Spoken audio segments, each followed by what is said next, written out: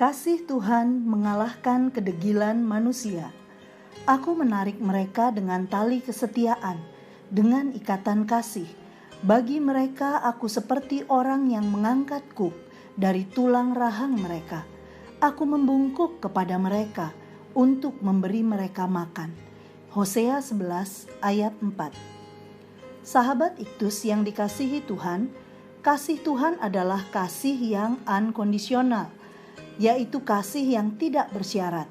Ia mengasihi kita karena kesukaannya sendiri dan bukan karena kebaikan yang telah kita lakukan kepadanya. Kasihnya tidak pernah habis, bahkan tidak pernah berkurang kepada kita yang berulang kali tidak taat kepadanya. Memang di dalam kasihnya ada disiplin, karena ia tidak kompromi dengan dosa. Namun tidak dapat disangkali bahwa karakteristik yang kuat dalam dirinya adalah kasihnya lebih besar dari segala dosa kita.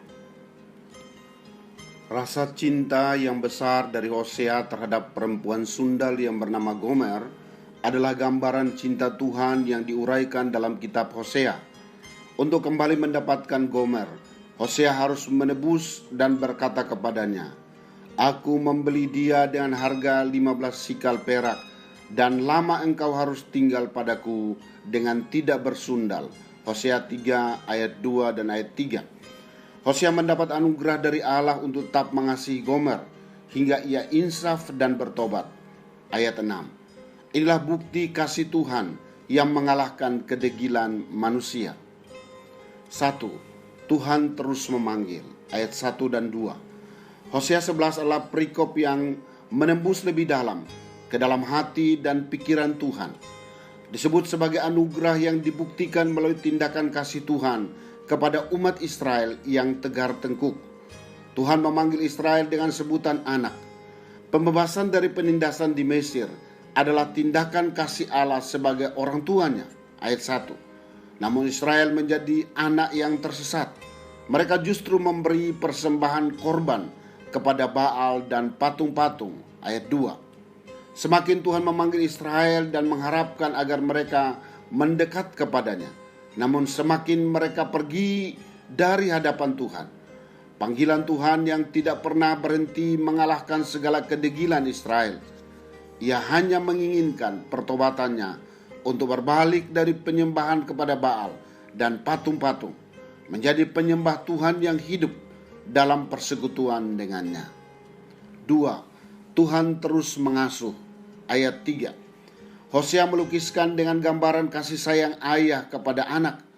Ia menggunakan 3 gerakan: berjalan, mengangkat di tangan, dan menyembuhkan untuk mengekspresikan perhatian pemeliharaan sang ayah kepada anaknya. Allah pernah mengajar mereka untuk berjalan. Ketika mereka lelah, Allah dengan cepat memeluk mengangkat mereka. Ketika mereka terpeleset kaki dan jatuh, Allah dengan cepat menyembuhkan mereka. Ketika mereka berada di padang gurun, Tuhan menunjukkan jalan yang harus mereka tempuh dan mengangkat mereka, memegang lengan mereka. Dia mengajari mereka cara, perintah-perintahnya melalui hukum upacara yang diberikan oleh Musa. Dia memegang tangan mereka untuk membimbing mereka agar mereka tidak tersesat dan untuk menahan mereka agar mereka tidak tersandung dan jatuh. Meski respon umatnya adalah tidak mau insaf, bahkan tidak melihat Tuhan sebagai sumber pengasuhan dalam hidupnya. 3. Tuhan terus merendahkan dirinya. Ayat 4. Allah tidak menggunakan pemaksaan, tetapi menggunakan kelembutan kemanusiaan dengan menarik tali kasih di leher Israel untuk membimbing jalan mereka. Bagi mereka aku seperti orang yang mengangkat kuk dan tulang rahang mereka. Aku membungkuk kepada mereka untuk memberi mereka makan.